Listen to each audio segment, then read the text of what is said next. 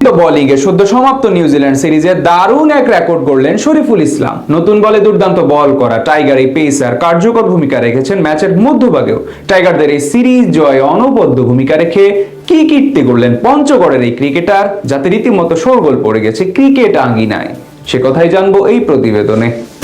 একের পর এক ডট পাওয়ার প্লেতে নাস্তানাবুদ কিউই ব্যাটাররা। সদ্য সমাপ্ত নিউজিল্যান্ড সিরিজের সফরকারী ব্যাটারদের জন্য শরীফুল যেন এক মূর্তিমান আতঙ্কের নাম। ইনসুইঙ্গার, বাউন্সার, কখনো বা স্লোয়ার, নিজের ঝুলিতে থাকা সব রকমের রসদ ব্যবহার করে ঘরের মাঠে সফরকারীদের বিভ্রান্ত করেন শরীফুল ইসলাম। আর এসবের মাঝেই তিনি করেছেন একটি রেকর্ডও। একদিনের ক্রিকেটে 3 ম্যাচের সিরিজে ন্যূনতম 20 ওভার করা টাইগার পেসারদের মাঝে শরীফুলের বোলিং ইকোনমি দ্বিতীয় সর্বনিম্ন। সদ্য সমাপ্ত এই সিরিজে 27 ওভার বল করে মাত্র 2.88 ইকোনমিতে মাত্র 78 রান দিয়েছেন বাহাতি এই টাইগার পেসার, যে তালিকায় শরীফুলের উপরে কেবল রয়েছেন মাশরাফি বিন মুর্তজা। 2009 সালে ঘরের মাঠে জিম্বাবুয়ের বিপক্ষে 3 ম্যাচের ওয়ানডে সিরিজে সেবার 28 ওভার বল করে ওভার প্রতি মাত্র 2.46 করে রান খরচ করেন ম্যাশ। উল্লেখ্য যে শুধুমাত্র ইকোনমির দিক থেকেই নিউজিল্যান্ড সিরিজে ঈর্ষণীয় বোলিং করেননি শরীফুল, বরং পুরো সিরিজ জুড়ে 168 বলের মাঝে 114টি ডট বল করে সকলকে চমকে দিয়েছেন বাহাতি এই পেসার। অর্থাৎ 27 ওভার বল করে সিরিজে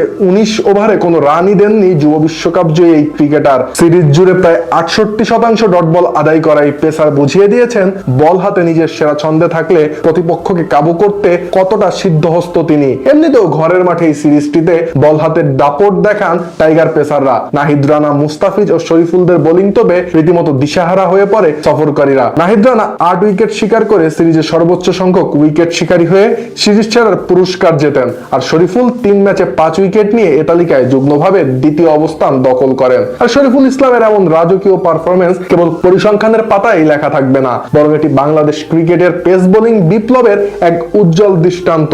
একসময় বাংলাদেশের উইকেটে পেসাররা যেখানে কেবল বোলিং কোটা পূরণ করার জন্য আসতেন, সেখানে শরীফুলরা প্রমাণ করেছেন যে কন্ডিশন যেমনই হোক, মেধার গতির সংমিশ্রণে যে কোনো প্রতিপক্ষকেই যে কোনো কন্ডিশনে শাসন করা সম্ভব। নিউজিল্যান্ডের মতো শক্তিশালী দলের বিপক্ষে 27 ওভার বল করে মাত্র 2.88 ইকোনমি রেট বজায় রাখা বিশ্বমানের বোলিং এর পরিচয় দেয়। আর মাশরাফি বিন মুর্তজার মতো কিংবদন্তির পাশে নিজের নাম লিখিয়ে শরীফুল জানান দিলেন লাল সবুজ জার্সিতে দীর্ঘ পথ পাড়ি দেওয়ার সব রসদ তার ভান্ডারে মজুদ রয়েছে। বিশেষ করে 168 বলের মধ্যে 114টি ডট দেওয়া কোনো কাকতালীয় বিষয় নয়, বরং এটি ছিল তার নিখুঁত লাইন লেন আর অসামান্য নিয়ন্ত্রিত বোলিং এর ফসল। পাওয়ার প্লেতে ব্যাটারদের হাত খুলে খেলতে না দেওয়া এবং মিডল ওভারে রানের চাকা আটকে রাখা। আধুনিক ক্রিকেটে একজন পেসারের কাছ থেকে দল যা চান তার সবটুকুই শরীফুল ইসলাম সম্প্রতি এই সিরিজটিতে দেখিয়েছেন। নিউজিল্যান্ড সিরিজে নাহিদ রানার গতিময় বোলিং আর শরীফুল ইসলামের মিতব্যয়িতার যে মিলবন্ধন দেখা গেছে, তা টাইগারদের বোলিং বিভাগকে এক নতুন উচ্চতায় নিয়ে গেছে।